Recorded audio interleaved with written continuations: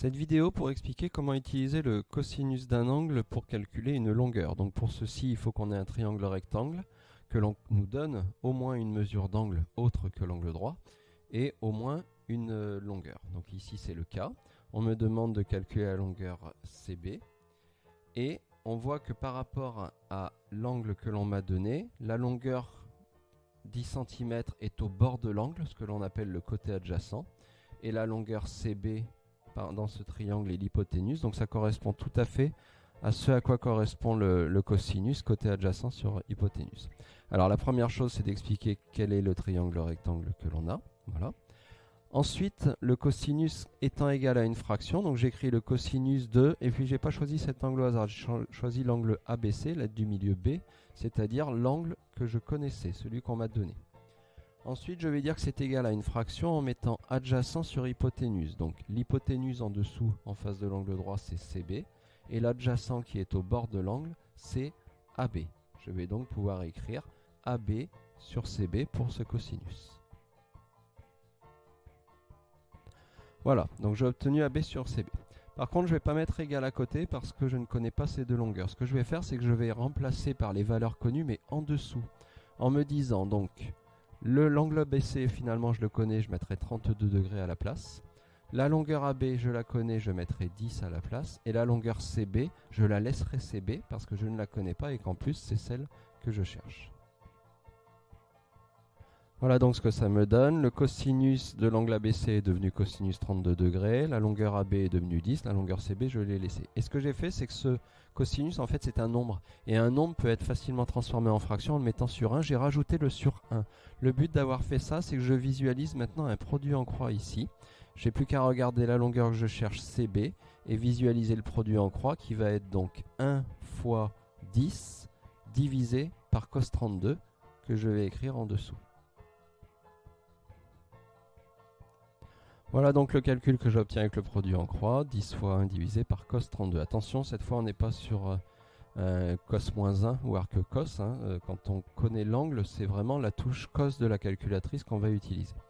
Alors ensuite, on me demande d'arrondir au dixième. Le dixième, c'est le premier chiffre après la virgule. Donc je prends la calculatrice pour taper 10 fois 1 divisé par cos, directement la touche cos, qui m'ouvre la parenthèse 32. Je pense à fermer la parenthèse derrière.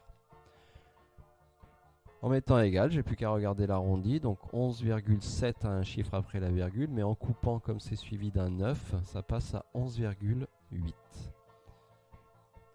Ensuite, la figure était en centimètres, donc ça me donne environ 11,8 cm.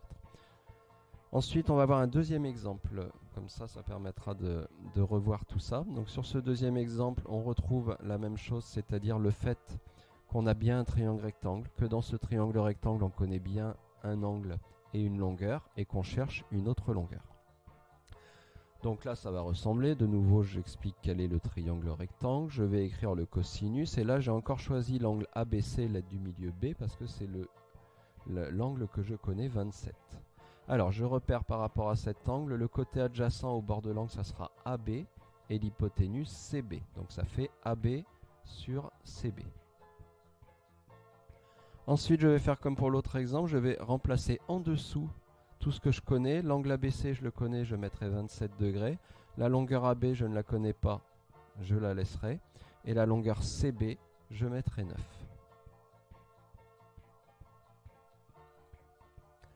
Voilà donc ce que ça me donne. Cosinus de l'angle ABC est devenu cos 27.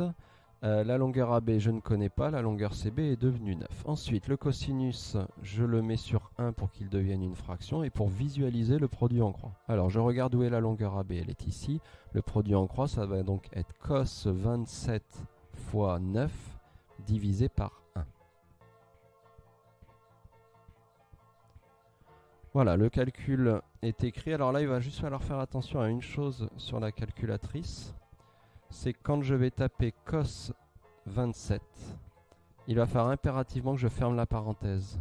Parce que la calculatrice a ouvert une parenthèse, il faut que je la ferme pour que seul ce 27 soit concerné par le cosinus. Une fois que c'est fait, je tape fois 9 divisé par 1. Et qui là encore va me donner un nombre à arrondir. Alors, arrondi au dixième, encore un chiffre après la virgule, 8,0, je coupe après ce chiffre. Comme c'est suivi d'un 1, je vais garder 8,0, finalement, 8.